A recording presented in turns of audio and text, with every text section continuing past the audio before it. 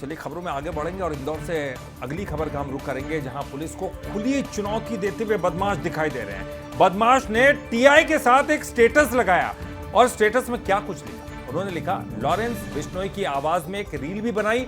उन्होंने लिखा कि हमने सरकार को भी दोस्त बना लिया है, कोई हाथ डालेगा तो उसे देख लिया जाएगा। आपको ये भी बता दें कि भागीरथपुरा का ये बदमाश बताया जा रहा है, जिसका नाम राहुल माली है।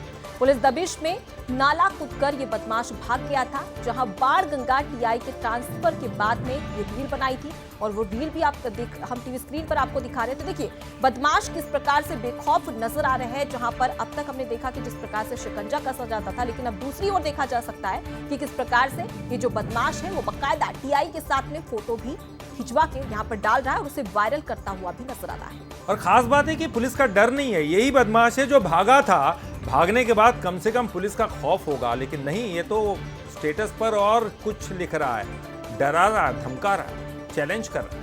बिल्कुल ललित, तो इससे पहले हम लगातार देख रहे थे कि किस प्रकार से जो बदमाश है उन पर शिकंजा कसने के लिए पुलिस प्रशासन की टीम कार्रवाई करती थी, लेकिन वहीं दूसरी ओर अब उन्हीं के साथ में जो शिकंजा कसा जाता था उन्हीं के साथ में फोटो भी डालते हुए दिखाई दे। बिल्कुल, इस पर ज्यादा जानकारी के लिए बात करेंगे। हमारे साथ हमारे सहयोगी इंदौर से अखिलेश सेन जुड़ गए। अखिलेश, एक वो समय था जब ये भागा था पुलिस के डर से, लेकिन लगता है कि इसके बावजूद इसके मन में कोई खौफ नहीं है। स्टेटस में क्या कुछ लिख रहा है, डरा रहा है, चैलेंज कर रहा है पुलिस को।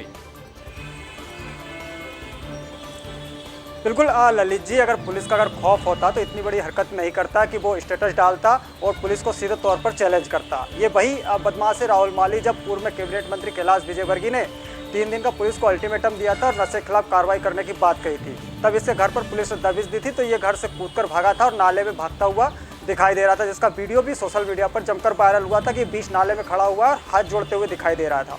लेकिन जैसे ही टीआई का ट्रांसफ़र होता है, उसके बाद कहीं ना कहीं पर जाकर जो बदमाश है वो वापस आता है और उसके बाद एक पोस्टर जारी करवाता है और उस पोस्टर में एक तरफ हूबहू जो टीआई है जो पहले बाणगंगा मौजूद थे उनका जैसा चेहरा लगाता है, उस बगल में खुद का चेहरा लगाता है और इसमें ये चीज़ें दिखाने की कोशिश करता है कि वो टीआई को घूरता हुआ दिखाई दे रहा है। वो साफ तौर पर मैसेज देना चाहता है पुलिस को भी और इंदौर की जनता को भी कि वो किसी से डरता नहीं है। अगर डरता होता तो वो पुलिस के इस तरह के जो पोस्टर है वो जारी नहीं करता। और उसने अपने सोशल मीडिया इंस्टाग्राम पे इस पोस्टर को जारी किया और जारी करने के साथ ही उसने एक लाइन भी लिखी है जिसमें उसने कहा है कि सरकार भी अब हमारी दोस्त है। यानी कि टीआई का ट्रांसफ़र इसके घर पर जब दबिश दी गई तो यही कारण रहा कि टीआई का ट्रांसफ़र करना पड़ा।